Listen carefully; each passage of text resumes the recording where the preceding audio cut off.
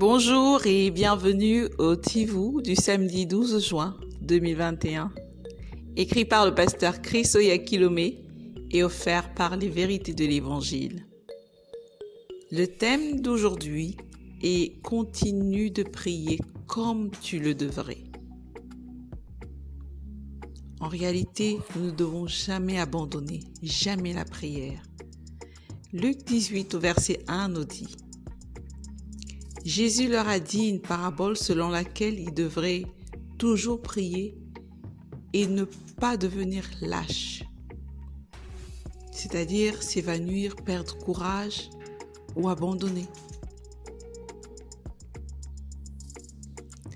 Angélica se plaignit une fois à son responsable de groupe de cellules: « J'ai beau prier pour mon pays, mais il semble que la méchanceté dans le monde ne cesse d'augmenter.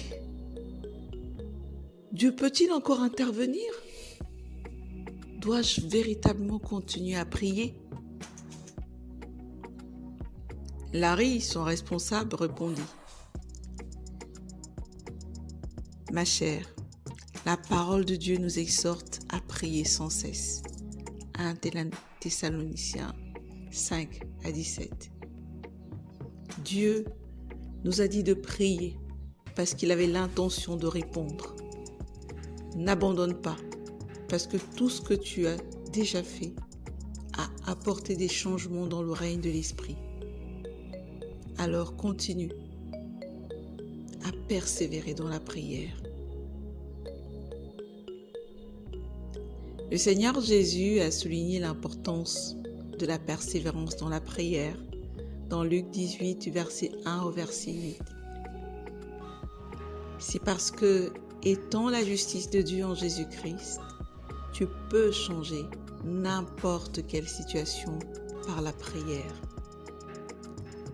La puissance divine nécessaire pour provoquer ce changement est en toi et a été déposée en toi au moment où tu as reçu le Saint-Esprit. Acte 1 au verset 8.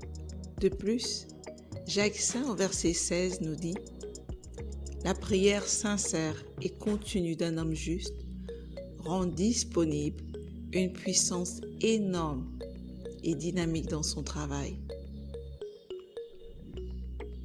Continue à prier pour ton pays.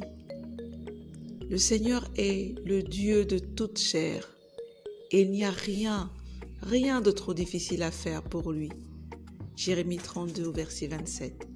Il est le Dieu des possibilités et il t'a donné le pouvoir d'utiliser le nom de Jésus et d'effectuer les changements que tu désires.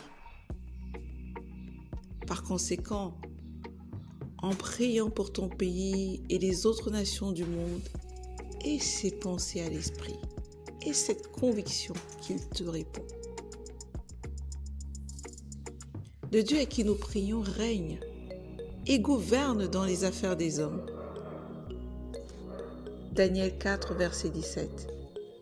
Regarde ce qu'il a fait au roi Nebuchadnezzar, qui dirigeait son royaume avec un pouvoir absolu. Et le Seigneur l'a dépossédé de sa gloire et l'a chassé du milieu des hommes pour habiter dans les champs. Il l'a également rétabli dans ses pouvoirs lorsqu'il s'est repenti. Dieu a le pouvoir sur chaque nation et met la personne de son choix à une position d'autorité. Romains 13 au verset 1. Alors lorsqu'il nous dit de prier pour nos pays, c'est parce qu'il nous a donné le pouvoir de décréter une chose et qui sera rétablie. Job 22 au verset 28. Intercède aussi longtemps qu'il te faudra pour la paix, le progrès continu, la stabilité, l'environnement. N'arrête pas d'intercéder pour ton pays.